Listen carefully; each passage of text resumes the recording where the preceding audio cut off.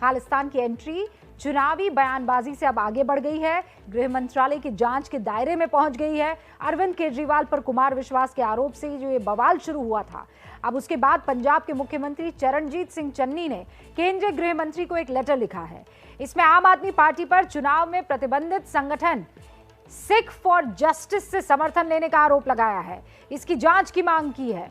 इसके जवाब में केंद्रीय गृह मंत्री अमित शाह ने चरणजीत सिंह चन्नी को चिट्ठी लिखी दोबारा, जिसमें उन्होंने कहा कि गृह मंत्रालय आम आदमी पार्टी के सिख फॉर जस्टिस के से समर्थन लेने के मामले की जांच कराएगा।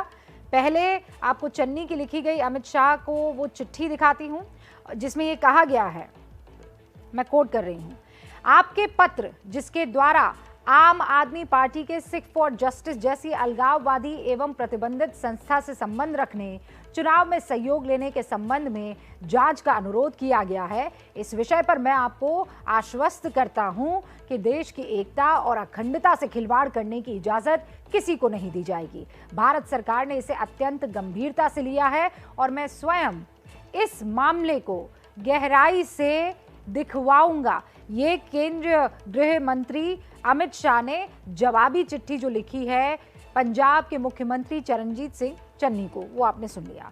अब आपको दिखाते हैं वो चिट्ठी जिसमें चन्नी ने गृह मंत्रालय को कहा है जांच के लिए। प्रतिबंधित संगठन एसएफजे लगातार आम आदमी पार्टी के संपर्क में रहा है। जो चिट्ठी मैंने इसके साथ संलग्न की है उसमें लिखा है कि एसएफजी ने 2017 के विधानसभा चुनाव में आम आदमी पार्टी को अपना समर्थन दिया था।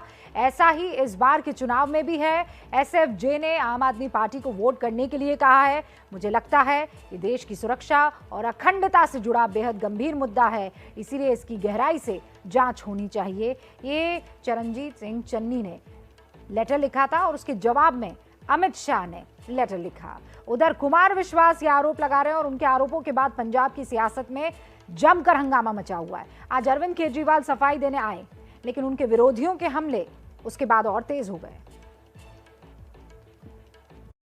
तो शुक्र उस कवि का जो उसने इतना बड़ा आतंकवादी पकड़ लिया, नहीं तो इनकी सारी एजेंसीज नहीं पकड़ पाई थी। अरे इधर उधर की बात न कर भाई, ये बता कि खालिस्तान के विरोध में तेरा क्या स्टेटमेंट है? ये विक्टिम कार्ड बहुत खेल लिया, मैं तो गरीब आदमी हूँ, मैं तो भला आदमी हूँ। 100 साल पहले भगत सिंह को अंग्रेजों ने आतंकवादी बोला था। अब इतिहास अपने आप को दोहरा रहा है कि भगत सिंह के चेले को आज ये सारे भ्रष्टाचारी मिलके आतंकवादी साबित करना चाह रहे हैं। कम से कम भगत सिंह के नाम को कलंक है। पंजाब में वोटिंग से ठीक 2 दिन पहले कुमार और केजरीवाल की ये जुबानी जंग बढ़ गई है। कल कुमार विश्वास ने केजरीवाल को चुनौती दी थी। वो उस आत्ममुग्ध इंसान के कुछ चिंटू बोल रहे हैं जो हमारे खून पसीने से बनी हुई सरकारों के बाद आए हैं, है ना, मलाई चाटने। उन चिंटुओं से कहना अपने आका को भेजो। आज अरविंद केजरीवाल मीडिया के सामने आए, कहा अगर इतना बड़ा आतंकवादी हूँ तो फिर इनकी सुरक्षा एजेंसियां क्या कर रही थी? मैं तो सबसे स्वीट आतंकवादी हूँ। मतलब क्या बोल क्या रहे हैं ये लोग? और कह रहे हैं 10 साल से षड्यंत्र बना कर रहा है ये आदमी। इनकी एजेंसी सो रही थी, इन्होंने गिरफ्तार क्यों नहीं कर लिया इतना? ये तो मुझे लगता है कि शायद सबसे बड़ा आतंकवादी मैं ही हूँ और शायद सबसे दुनिया का सबसे स्वीट आतंकवादी होऊंगा जो स्कूल बनवाता है, अस्पताल बनवाता है, लोगों को तीर्थ यात्रा पे भेजता है। ऐसा आतंकवादी तो दुनिया में नहीं पैदा हुआ होगा। एबीपी न्यूज को दिए इंटरव्यू के बाद अरविंद केजरीवाल ने प्रेस कॉन्फ्रेंस भी की। कुमार विश्वास का उन्होंने नाम भी नहीं लिया। बोले एक कवि कविता सुना रहा है। जवाब देने के लिए कुमार विश्वास आए। सवाल किया कि केजरीवाल ये क्यों नहीं कहते कि मैं खालिस्तान के खिलाफ हूँ।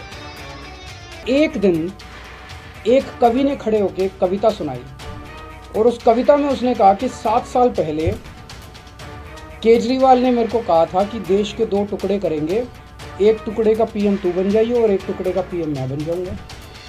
और उसके बाद राहुल गांधी ने ये बात कही।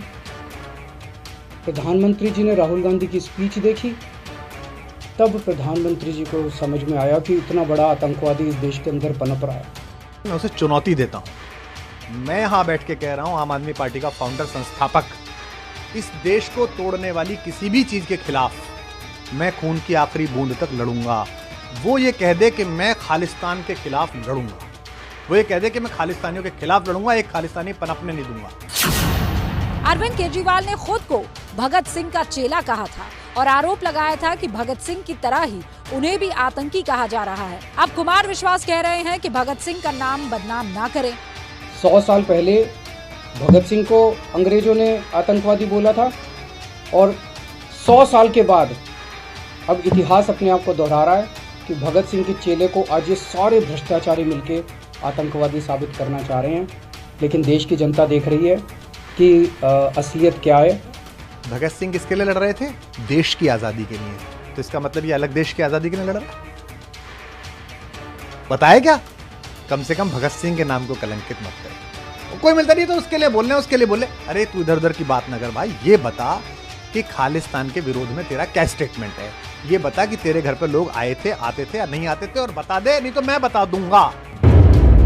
कुमार विश्वास के पलटवार के साथ विपक्षी भी अरविंद केजरीवाल को घेर रहे हैं। बीजेपी और कांग्रेस केजरीवाल को खालिस्तान का एजेंट बता रहे हैं। जो पंजाब का मुख्यमंत्री बनने के साथ साथ खालिस्तान का प्रधानमंत्री बनने का भी सोच रखते हो, ऐसे आरोपी ने, ऐसे इनके साथियों ने बार बार कहा है, एक ने नहीं कईयों ने कहा कि केजरीवाल खालिस्तानियों का एजेंट है, केजरीवाल आतंकवादियों का एजेंट है।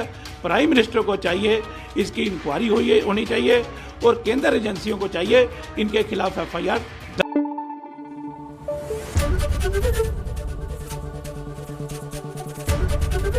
ABP न्यूज आपको रखे आगे।